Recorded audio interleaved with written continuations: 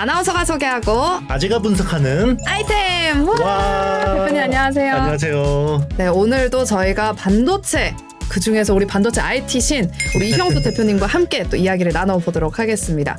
일단 먼저 삼성전자가 지난 1월 31일에 충격적인 어닝 쇼크를 기록했잖아요. 반면에 대만의 TSMC, 우리의 라이벌이잖아요. 또 네네.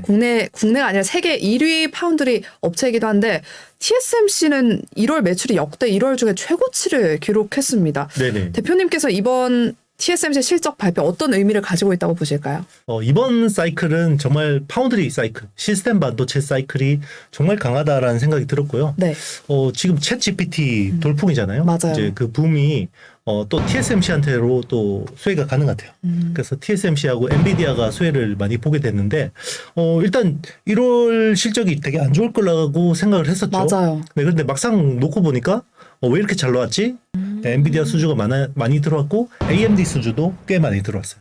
다 GPU, 네, 결국 챗 GPT용 서버 투자. 맞아요. 네, 맞아요. 그쪽을 이제 TSMC가 거의 독식을 하는 상황이고요. 그렇다고 해서 지금 파운드리 전반이 좋은 건 아니에요. TSMC만 좋아요. 왜 그러냐면 5나노 이하의 선단 공정을 독보적이. TSMC만 가지고 있는 거예요? 그렇죠. 이제 삼성도 5나노 이하가 있기는 있는데 네. 경쟁력이 밀리는 거죠. 네, 많이 밀리니까 TSMC 쪽으로 다 줄을 서는 것 같습니다. 그래서 TSMC가 지금 압도적이고요.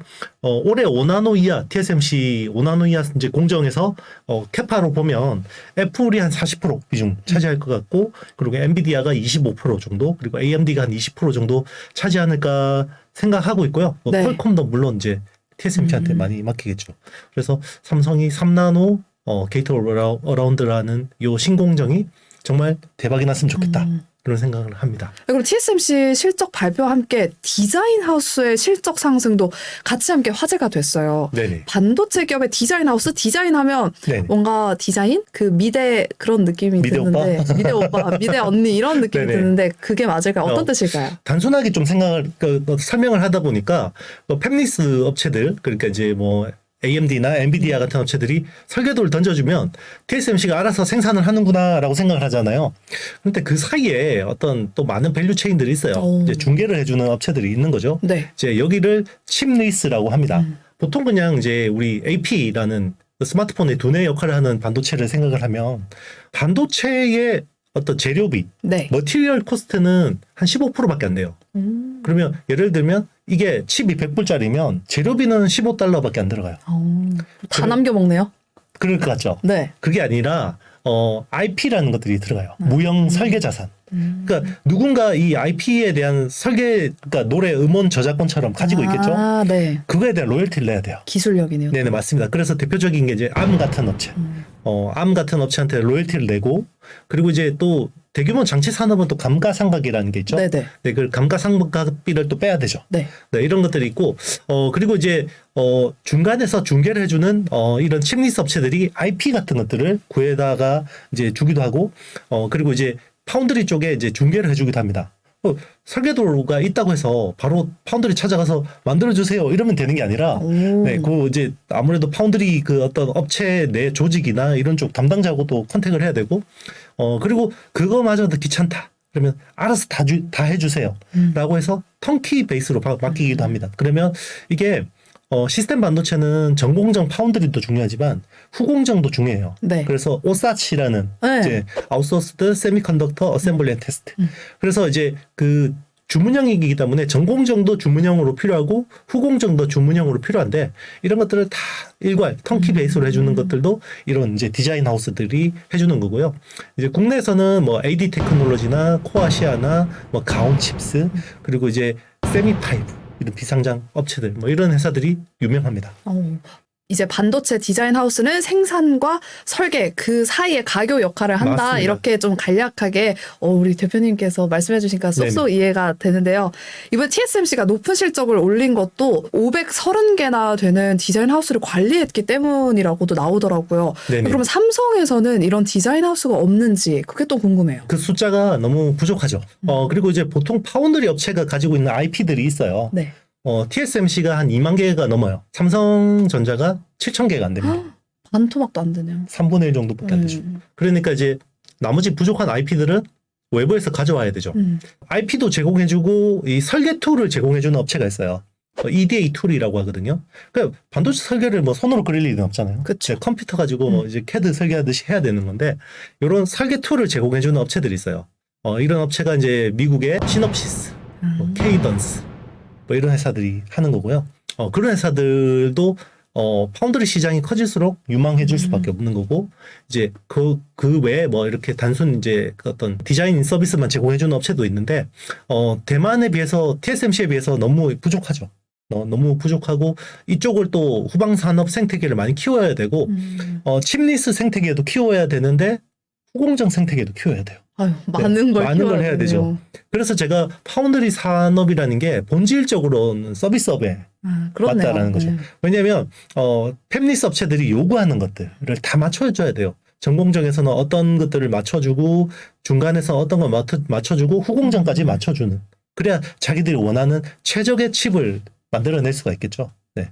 그런 부분에서는 삼성이 아직까지는 너무 미흡한데 그래도 최근에 많이 좀 이렇게 이런 양적 질적 성장이 이 후방 산업 생태계가 이루어지고 있다고 보시면 됩니다.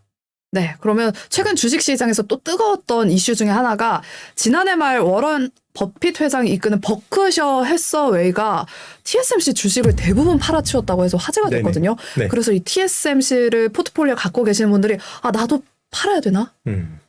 아니면 조금 줍줍을 더 해봐야 되나? 이런 고민을 많이 하셨을 것 같은데 네. 단순히 익절을 한 건지 아니면 이게 좀 의미가 있는 건지 어떻게 바라보고 계실까요? 단타도 잘하시는구나. 역시 이거 단타했어요? 그렇죠. 작년 3분기에 아마 한 6천만 주 정도를 샀었고, 네. 5조 원 넘게 샀죠. 그리고 이번에 물량이 5,180만 주를 매도를 해서 지금 남아있는 게 10% 정도밖에 안 남아있어요. 그래서 이제 이 의미를 한번 생각해 보면요. 그때 이제 워런 버핏이 TSMC 주식을 살 때 그때 시장 상황이 어떤 이슈들이 있었냐면 중국이 대만을 침공할지도 모른다라는 공포감들이 팽배를 했었어요. 맞아요. 그런데 워런 버핏이 인수를 하니까 그래도 미국 정부에서 뭘 듣고 했겠지. 그래서 대만 침공 리스크가 없어졌구나라고 생각을 했었던 거죠. 네. 그게 이제 반도체 전반에 좀 어떤 훈풍을 불어온 측면이 있어요. 그런데 이제 반대로 돌이켜놓고 보면 왜 저렇게 급하게 팔았을까? 장기 투자하시는 분이. 그러면 이제 혹시나 대만 리스크가 좀 요거는 이제 저 뇌피셜이에요. 뇌피셜. 네, 그렇죠. 이거를 뭐 누가 설명해 주지 않으니까. 뇌피셜입니다, 일단. 네, 이거는 저의 개인적인 생각이고요. 그래서 그쪽으로 뭔가 미국 정부의 언질이 있었나? 그렇죠. 그러니까 최근에 미국 정부의 행보들을 보면요. 네. 딱 터졌을 때는 뭔가 이해가 안 가는데 나중에 지나고 보면 맥락들이 이해가는 경우가 있는데 우리가 챗GPT가 뜨기 전에 그죠? 몇 달 전에 엔비디아의 고성능 AI 칩이 중국으로 못 들어가게 제재를 했죠. 그렇네요. 네. 그래서 미국 정부는 정말 이게 빅테크들이 챗GPT 기반으로 가는 거를 알고 있었나?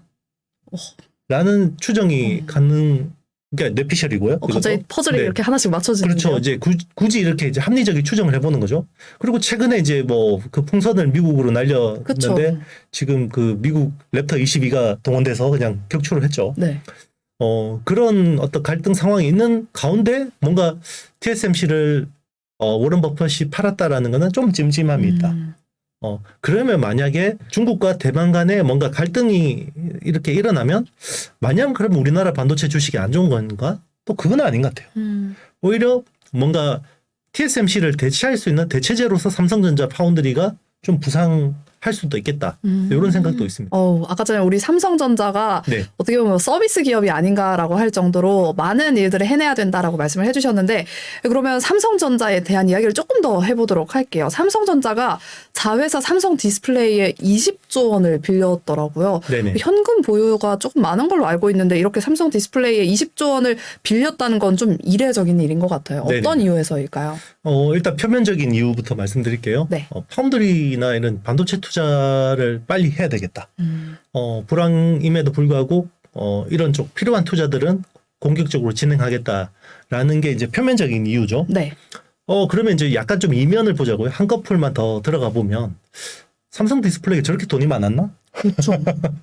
그렇죠. 이게 디스플레이 업황이 한 5년 동안 불황이었어요. 그죠? 원래 2016년 애플 아이폰에 OLED가 채택되면서 그때 맞아. 크게 한번 붐이 일었었고 그 뒤로 계속 별로 재미가 없었는데 정말 알뜰살뜰하게 돈을 많이 벌어놨구나.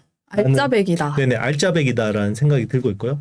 그리고 또 하나 더 생각을 해보면 삼성전자의 프리캐시 플로우가 말라가는구나. 그죠? 잉여 현금 흐름이라고 하죠. 네. 자, 그러면 이게 필요한 투자는 하겠지만 그전처럼 우리는 인위적인 감사는 없다라는 식으로 다 이렇게 투자를 커버할 수 있을까? 그죠? 재무 라인에서 뭔가 견제를 하겠다라는 생각이 들어요. 그러면 파운드리를 투자를 안 한다라는 거는 미래를 우리는 버리겠다라는 거기 때문에 당장 투자를 줄일 수 있는 룸이 어디 있겠어요? 메모리 반도체겠죠.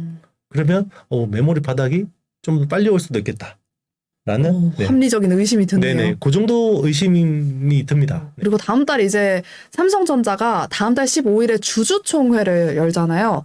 여기에 이재용 회장의 등기이사 선임 안건이 포함되지 않았습니다. 또 올해 등기 임원에 오를 가능성도 적다 이런 전망들이 계속해서 나오고 있는데 투자를 늘리고 또 책임 경영을 발표하기도 했는데 그럼에도 불구하고 좀 이례적인 움직임인 것 같아요. 네네. 이유가 뭘까요? 네네. 이재용 회장을 이렇게 앞으로 네. 내세우지 않는 이유가 뭘까요? 굳이 뭐 그런 쪽에 의미 부여를 할 필요는 없을 것 같아요. 그래요? 뭐 이렇게 등기 이사가 안 된다고 해서 뭐 어떤 그룹 지배력이 떨어지는 것도 아니고 그렇죠. 지금 최근에 뭔가 삼성 디스플레이가 또 그 QD OLED 쪽 투자 로드맵을 내놓고 이런 것들은 결국 오너가 움직이니까 되는 거거든요. 절대 전문 경영인이 이런 판단을 할 수 없어요. 그쵸. 조단위 투자를 절대 전문 경영인이 판단할 수 없는 거고, 그리고 최근에 이제 뭐 M&A 쪽으로나 뭔가 이런 것들을 검토하고 있는 것들도 결국 오너의 의중이 없으면 이거는 하기 힘든 거거든요. 네, 그래서 굳이 뭐 이렇게 이사회에서 뭐 등기 임원이 되고 안 되고 이런 거는 의미 부여할 필요가 없다라는 생각입니다. 우리가 걱정할 건 아니다. 네네. 네. 그런다고 해서 뭐 경영상의 뭐 공백이나 문제는 뭐 이런 문제는 없을 것 같다라는 생각입니다. 네, 또 올해가 삼성그룹 창업자였던 고 이병철 회장의 도쿄선언 40주년이라고 합니다. 저는 네. 사실 도쿄선언 처음 들어봤어요. 네네. 이게 무엇이고 또 이 선언이 올해 삼성전자 경영에 뭔가 영향을 줄지 네. 우리 개인 투자자분들 궁금해하실 것 같아요. 그렇죠. 이제 삼성전자가 반도체 우리가 사업을 하겠습니다. 공식적으로 이제 선언한 게 1983년. 네. 오래됐다. 네. 도쿄에서 이병철 회장이 출장 가 있는 와중에 중앙일보에다가 네. 공식적으로 이거를 발표를 했거든요. 그게 도쿄 선언이에요. 그러면서 이제 디램 사업에 뛰어들어서 64K 디램을 국산화를 했죠. 이제 그때 당시는 일본의 판이었어요. 반도체. 맞아, 그랬다고 하더라고요. 일본이 세계 최고의 반도체 어떤 국가였고, 진짜 80년대는 톱10 반도체 회사 나레비를 세우면, 네. 줄을 세우면 뭐 6개, 7개가 일본 회사일 정도로 압도적이었거든요. 그래서 이제 뭐 삼성이 그렇게 발표를 하니까 일본 반도체 업체들은 콧방귀를 꼈죠. 그쵸. 네. 그것도 도쿄에서 해버리니까. 네네, 그렇죠. 콧방귀를 꼈는데 불과 그게 10년도 안 돼서 네. 디램을 뒤집어 버렸거든요. 씹어먹었죠. 네, 10년 만에 또 낸드 플래시를 또 다 장악을 해버리고 그 뒤 10년 동안에 치킨 게임을 10년 동안 진행하면서 일본 대만 업체들을 다 발라버렸죠. 그런데 이제 최근 10년은 TSMC의 판이죠. 아, 조금. 네, 안타까운 뭐 모습인데요. 그래도 삼성 걱정은 뭐 할 필요 없다. 우리가 재벌하고 뭐 연예인 걱정은 안 해도 되는 것처럼, 네, 결국 삼성은 제 길을 찾아갈 거라고 보고 있고요. 그리고 이제 올해 또 공교롭게도 트랜지스터 발명 75주년이에요. 오, 네. 우리 윌리엄 쇼클리 그 벨 연구소 윌리엄 쇼클리 3인방이 이제 트랜지스터를 만든 75주년이고, 이제 그걸로 1956년에 노벨상을 탔고, 이제 그 덕분에 반도체가 시작된 거죠. 산업이. 네. 굉장히 올해는 의미가 있는 해인데, 최근에 그래도 반도체 주들이 전반적으로 좀 많이 맞아요. 바닥을 잡고 올라와서 제가 책도 썼고, 맞아요. 네. 맞아요. 네. 바로 써먹는 최강의 반도체 투자. 네. 절찬리에 판매되고 있는데, 네. 어쨌든 올해는 좀 기대해 볼 만하다. 삼성전자를 필두로 해서 올해는 좀 반도체 섹터가 훈풍이 좀 불길 기대해 보면서 우리 IT도 아이템도 더 이렇게 흥행하기를 네네. 10만 뷰 한번 가보는 걸로. 네. 다음엔 장대 양복 네. 의상을 한번 입고 네. 오도록 할게요. 그때 주가 좋았는데. 그러니까요. 네. 다음에 꼭, 네. 꼭 빨간색으로 한번 입고 오세요. 네. 네, 알겠습니다. 네. 그러면 이제 삼성전자 이야기를 해봤으니까 이번에는 SK 하이닉스 이야기를 해보도록 하겠습니다. 이번에 칩렛 개발을 브랜드화하면서 모자이크라는 상표를 출원한 게 눈에 띄더라고요. 어떤 내용이고 이게 SK 하이닉스의 향후 향방에 어떤 영향을 좀 미칠지 좀 말씀해 주세요. 칩렛이라는 용어를 아시는 분들도 있고 모르시는 분들도 있을 거예요. 예전에는 반도체의 미래가 뭐냐라고 네. 하면 모든 게 원칩화 될 거다. 한 개의 칩에다가 모든 기능이 올라갈 거다라는 게 이제 트렌드였어요. 그런데 요 트렌드가 탁 깨진 게 AI. 아. 네, 연산량이 너무 많아지니까 그쵸. 반도체 다이 하나에다가 모든 걸 올리니까 열이 너무 나는 거예요. 열이 너무 나서 이제 반도체 칩을 쪼개서 올리기 시작했어요. 그래서 쪼개서 실리콘 인터포저라는 데다가 올려서 이렇게 멀티 타일이라고 하죠. 아. 반도체 칩이 A, B, C, D 이런 식으로 해서 이종 칩끼리 이렇게 올려서 한 번에 패키징하는 그게 이제 헤테로지니어스라는 이제 이종 칩적 반도체라고 하는데 요즘에는 AI 때문에 다 그런 식으로 가고 있어요. 이게 각 제조사마다 다 표준이 다르죠. TSMC하고 뭐 UMC하고 삼성 파운드리하고 다 다르죠. 그래서 미국이 요런 쪽으로 표준을 만들었어요. 중국은 배제를 시켰죠. 네. 중국 빼고 표준 만들자. 그래서 우리 레고 블록처럼 네. 레고는 어떤 거를 갖다 꽂아도 딱 그 맞잖아요. 포가고 맞아, 맞잖아요. 맞아. 네, 그런 식으로 이제 우리 그 연합끼리는 요 이제 표준대로 하자. 그거의 일환으로 SK 하이닉스가 최근에 엔비디아 GPU가 잘 나가면서 HBM 하이 밴드위스 메모리라는 그죠? 그 메모리가 되게 또 수혜를 보고 있잖아요. 맞아요. 저희 저번에 얘기 네. 한번 했었던 그렇죠. 거죠. 그러려면 이제 이런 표준에 맞춰서 이제 SK 하이닉스도 정비를 해야 되는 거죠. 네, 앞으로 이런 쪽으로 더 열심히 해서 이 산업 생태계 안에서 좀 더 존재감을 드러내겠다. 뭐 이런 전략의 일환이라고 보시면 됩니다. 또 최근에 반도체 섹터에서 또 네. 주목을 받고 있는 게 K-칩스법이잖아요. 네네. 뭐 들어보니까 해외에서는 그런 세금 할인을 뭐 25%, 30%까지 해주는데 우리나라는 7%인가요? 네네. 진짜 조금 쪼잔하다? 약간 이런 네네. 생각이 조금 들기도 하는데 그리고 뭐 이게 어떻게 보면 정치권의 여야 갈등 때문에 K-칩스법 통과가 네. 조금 미지수인 상황이긴 해요. 네. 통과 여부 어떻게 보고 계실지 그리고 이게 만약에 통과된다 아니면 네. 통과되지 않는다면 우리 반도체 섹터의 전망에 어떤 영향을 미칠지 좀 분석해 주세요. 반도체라는 게 워낙 그 투자 규모가 너무 크고 숫자도 이제 뭐 조 단위밖에 안 보이죠. 그러다 보니까 이제 개별 기업이 다 하기가 힘들어지고 있어요. 그래서 국가 대항전 성격이라고 제가 말씀을 드렸었고, 그래서 이제 뭐 세액공제라든지 뭐 이런 그런 것들은 기본적인 사항이에요. 그게 뭐 미국도 그렇고 중국도 그렇고 유럽도 그렇고 일본도 그렇고 그렇거든요. 그런데 이제 다른 나라 가면 다 25% 30% 깎아주는데 우리나라만 7% 8% 깎아주면 상대적으로 경쟁력이 밀릴 수밖에 그렇죠. 없죠. 네. 당연하죠. 밀릴 수밖에 없는 거고, 그러면 이제 뭐 또 세금이 메리트가 없으면 뭐 인력이라든지 다른 물류라든지 자유무역이라든지 이런 것들이 인프라가 좋으면 상대적으로 메리트가 있을 수도 있는데 사실 그렇게 반도체 인력이 우리나라가 그렇게 막 좋은 상황도 아니거든요. 예. 그래서 일단 이런 부분들을 잘 해보자라는 게 이제 K-칩스법인데 이런 건 이제 여야를 떠나서 네, 어떤 국가적인 이익 차원에서 정말 통 큰 결단을 해주시면 좋겠다는 생각이 들고요.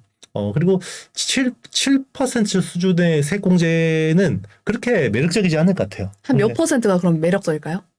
그래도 한 20% 정도는 돼야 되는 거죠. 다른 네. 나라처럼. 그런데 이제 또 이게 뭐 굳이 또 실질 세율을 따지면 또 네. 뭐 이렇게 다르긴 해요. 왜냐하면 뭐 R&D 공제라든지 뭐 이런 걸 받아서 그럼 실질 세율이 얼마냐. 뭐 이렇게 따져보면 또 이제 생각보다 국내 대기업들의 세율이 낮다라고 이제 주장하시는 분들도 있는데 이런 것들을 정말 꼼꼼하게 따져서 불편 부담 없이 정말 어떻게 보면 회피하는 발표 같긴 하지만 그런데 어떻게 그쵸, 맞아. 그죠? 어쩔 수 없죠. 우리가 어쩔 수 뭐 없는 거죠. 할 수 있는 그쵸? 것도 아닌데. 뭐 그렇다고 해서 뭐 법인세를 빵으로 만들어줄 수는 없는 거니까. 포크로 이거밖에 할 수 없어. 맞아. 그러니까 그런 걸 하라고 이제 맞아. 국민들을 뽑아주고 연금 많이 받으라고 하는 거잖아요. 그러니까 일단은 진짜 국익 차원에서 어떻게 보면 지금이 굉장히 어떤 전 세계적인 어떤 질서가 개편되는 데 있어서 중요한 변곡점이에요. 지금 잘 못하면 어떻게 보면 우리나라의 미래가 굉장히 훼손될 수도 있어요. 그렇기 때문에 K-칩스법은 꼭 잘 됐으면 좋겠다라는 생각입니다. 네, 우리 구독자분들도 앞으로 K-칩스법의 향방에 대해서 계속해서 팔로우업 해보시면서 오늘 이야기는 여기까지 한번 들어보는 걸로 하겠습니다. 오늘 좋은 말씀 해주신 이영수 대표님 오늘 말씀 고맙습니다. 네, 감사합니다. 오늘의 영상이 마음에 드셨다면 좋아요, 구독, 그리고 알림 설정, 댓글까지 많이 부탁드립니다. 여러분 함께 해주신 여러분 고맙습니다. 안녕. 네, 요즘 반도체 섹터에 훈풍이 좀 불면서 반도체에 대한 더 자세한 이야기가 듣고 싶다 하시는 분들이 굉장히 많아서 우리 이영수 대표님께서 큰 이벤트를 또 준비하셨다고 제가 들었어요. 어떤 행사인지 좀 설명해 주세요. 3월 4일 토요일인데요. 오후 1시부터 여의도 DB금융투자 본사 지하 강당에서요. 오프라인 세미나를 진행합니다. 챗GPT나 우리 반도체 그리고 AI의 미래, 반도체 디스플레이 로봇, 산업들에 대해서 올해 투자 전략에 대해서 발표하는 시간이고요. 무료는 아닙니다. 아, 그래요? 네, 부가세 포함해서 77,000원. 오. 네, 77,000원의 가치를 다할 수 있도록 제가 최선을 다하도록 하겠습니다. 네, 3월 4일 오후 1시 여의도 DB금융투자 본사 여러분들 꼭 기억하시고 함께 하시기 바랍니다. 댓글 상단에 링크 걸어놨으니까요. 관심 있으신 분들은 꼭 네. 빨리 신청해 주시면 좋을 것 같습니다. 또 77,000원의 가치를 느낄 수 있다고 하니까 저도 바로 달려가 보도록 할게요. 링크로 바로 지금 클릭하도록 하겠습니다.